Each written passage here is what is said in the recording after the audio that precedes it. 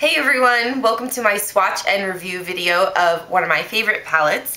It is the Balm Voyage palette by The Balm. In this video, I'm going to be talking about the overall quality of this palette, the pros and cons. I'm going to go through each shade individually and show you swatches of them. I'll let you know which ones have fallout, which ones are good shades, which ones are not so good shades. And also, if you're interested, I'm going to have a couple of links down at the bottom.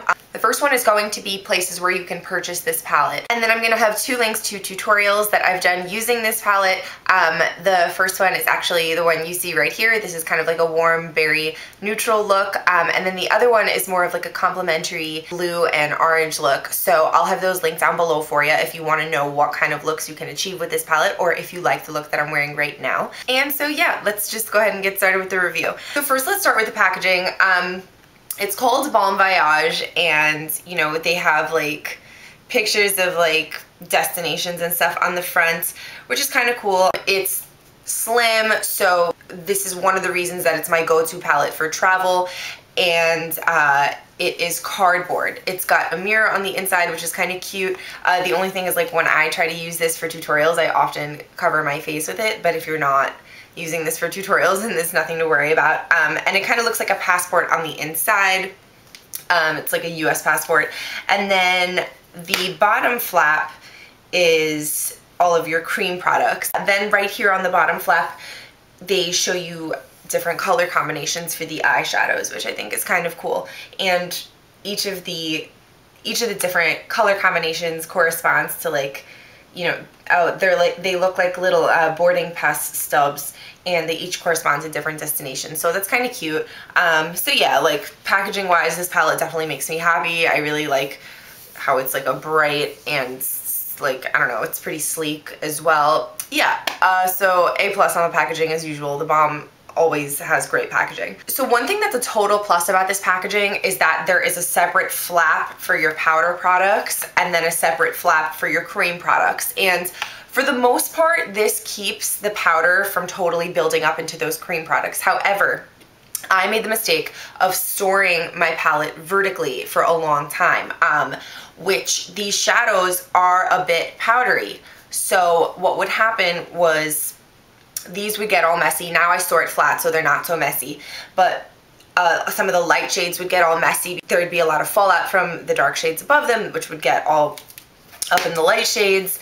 And then if you can see, the cream shades are actually not super clean at all, but if you store it flat, then you shouldn't have a problem, at least when you're working with the eyeshadows. They're not going to get in here because there is that flap there. The only problem is that when it's stored vertically, some of the powder does get beyond the flap. So yeah, so if you have this, definitely try and store it flat if you don't want it to get too messy. So next I want to talk about this palette's versatility. Another reason that it's my go-to palette for travel is that you've got a matte crease shade, C3 right here. It's just like a very neutral mid-tone brown. And then you've got B3 over here, which is perfect for cool tone eyebrows. If you have very warm eyebrows, like if you're a redhead, this might not work so well for you. Maybe C3 would, but if you've got brown hair naturally, or even blonde hair, and you have like kind of ashy eyebrows, then B3 would be a really good brow shade for you. Also, I like that there's a mix of neutrals and bright colors, so you can definitely get a lot of different looks with this. Also, another thing that speaks to its versatility is the fact that it does have eyeshadows and then the cream products. And actually, these are really good. A lot of the times, if a cream product comes in a palette, I kind of avoid it, but I actually really like the shades that these come in, and it's nice because then I don't have to pack as many blushes. So pros and cons about the quality of the eyeshadows. They do blend out really well for the most part. Some of them are rather powdery, but I mean, like, the colors are so beautiful that it kind of makes up for it. Like C4 over here, for instance, it is a gorgeous, gorgeous shade, this red shimmery shade. It is kind of powdery though compared to like some of the other shades. Like, all of these bottom shades are so smooth. As far as pigmentation goes, all of them are really good except for the shimmery black. It's not very dark. And this mustard color, like, I was actually really excited about this color when I got this palette, but it's not that pigmented. I don't know if you can tell here, but anyway, I'm gonna have swatches for you afterwards. But yeah, it's just not that pigmented. Also, this one right here, C2, this color. It comes out super pigmented when you swatch it on your finger, but then when you blend it out, it's actually kind of sheer and very fallouty, very powdery. But it's difficult to get a matte shade that, you know, has pigmentation, isn't powdery, like blends out the way you want it to. So yeah, just like the nature of the eyeshadow that this is, like, I don't know if it gets much better than this in general. So yeah, overall, not that many complaints with the quality of the eyeshadow. As far as color selection goes, I think what's lacking in here to make it like a totally awesome and versatile palette is a matte dark brown and a matte black, because the dark brown is shimmery and the dark black is shimmery, and the black isn't even that dark. So yeah, those are my only complaints really as far as the eyeshadows go. As far as the quality of these cream products go, they work amazing on the cheeks.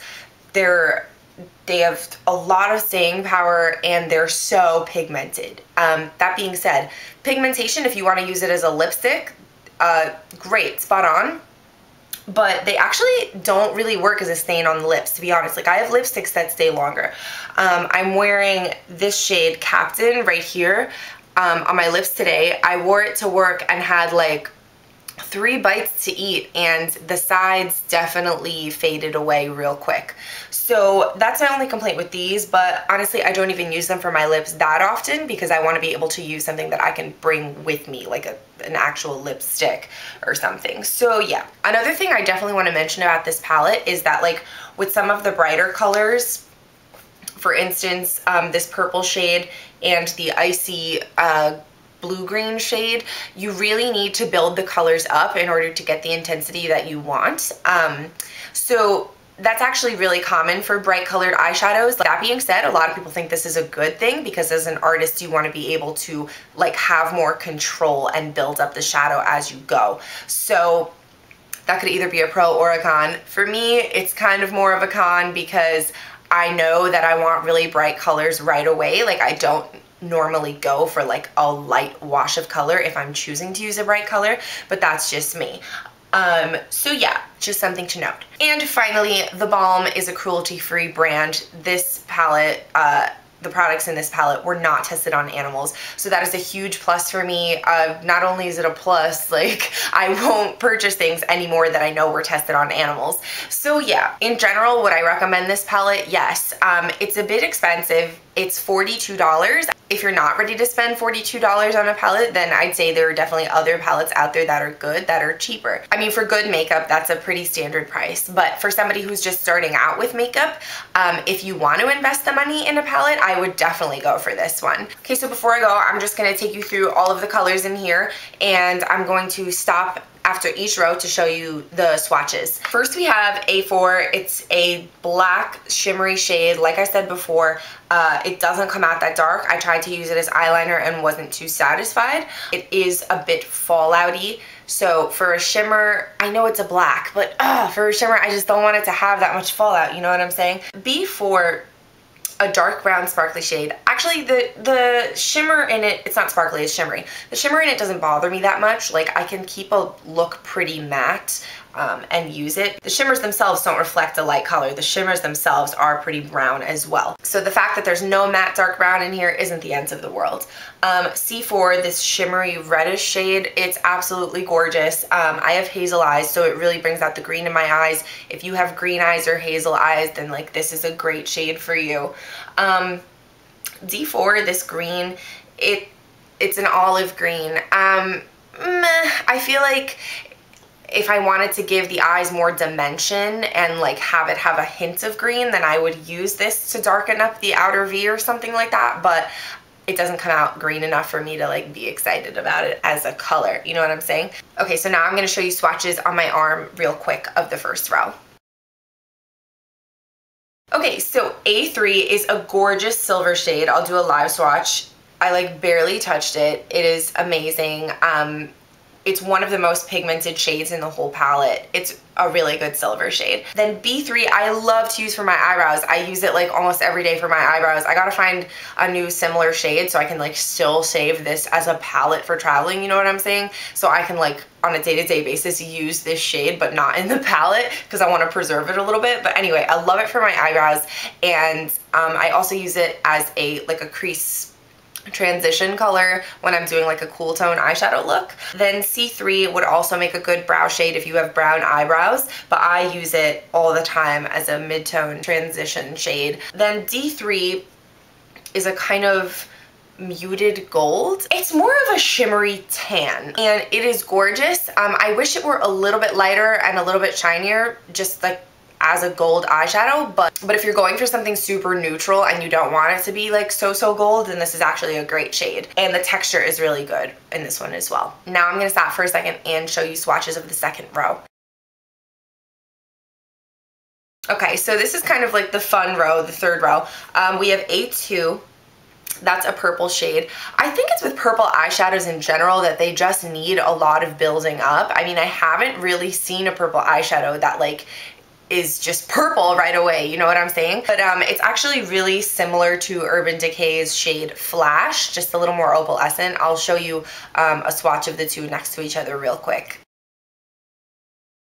B2 has amazing color payoff. It does take some building up, but I really love it on top of a white base or a turquoise base or a blue base. And like I said before, I did a look with mostly B2 all over my eyelids, so I'm gonna link that down below, and it goes really well with this cream shade for blush and lips actually. C2, I already said, was kind of powdery and blends out to a not very pigmented shade. I felt like I was gonna get a lot more use out of C2 than I actually do, but who knows, maybe I just haven't thought of like a good look for it yet. But yeah, a little powdery.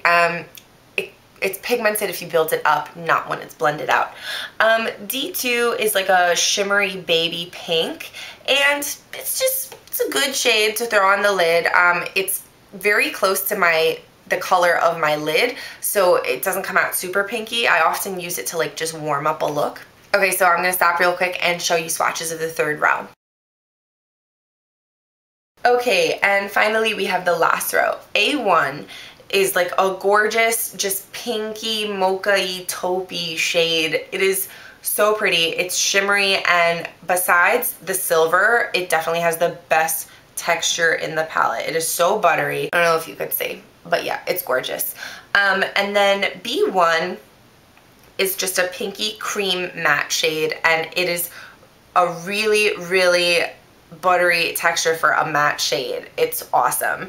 I love to use it on the lid, or like as a base shadow color. It's like it's a really good quality eyeshadow. Okay, then finally C1 is another amazing shade. I just love it as like a brow bone highlight. It's a really great brow bone highlight.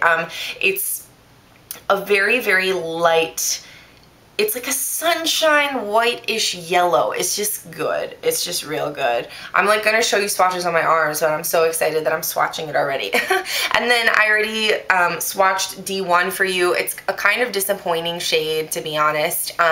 Also, like, I just don't ever know when I want to use a mustard yellow. It's just too sheer for me. I guess I'd put it on top of like another matte yellow color to give it some shimmer or something, because it's too sheer. So yeah, that kind of made me sad. Finally, I'm going to show you swatches of these real quick. I'm just going to say that this one doesn't come out as pigmented as you'd think it would, but that really only matters if you want to get like a cool red lipstick. It's a very blue toned red. I wouldn't use this one for the lips personally. For the cheeks, it's obviously very intense. And these two, I love this one for the cheeks and love this one for the lips. I'm wearing this one for the lips right now. And yeah, that's all I really have to say about them. They're just good. I already talked about the staying power. And yeah, here are the swatches. So that's everything. Thanks so much for watching this video. I really don't think that this palette is talked about enough. I don't think that the Balm is talked about enough, to be honest, because unfortunately, like, it's not available at Sephora. The brand is available at like some Kohl's. You can get it online at Kohl's, Kohls.com for sure. but it's not eligible for Kohl's discounts, which makes me so sad. But anyway, yeah, I just think this is a great palette. I think not enough people own it. I think not enough beauty gurus on YouTube talk about it, but yeah, it's just a good palette. If you own this palette or if you go out and buy it, I'd love to know what you think, so just go ahead and leave a comment, even if you disagree with me. Make sure to check out the tutorials that I did using this palette. There will probably be more to come, but so far I've done tutorials on my 2 favorite looks, this one being one of them. I hope you have a good day. Thanks so much for watching. If you want to follow me on Instagram, it's @CatEyeSophie. If you want to give me a thumbs up and subscribe, that would help me out a lot, so thank you, and I'll see you next time. Bye!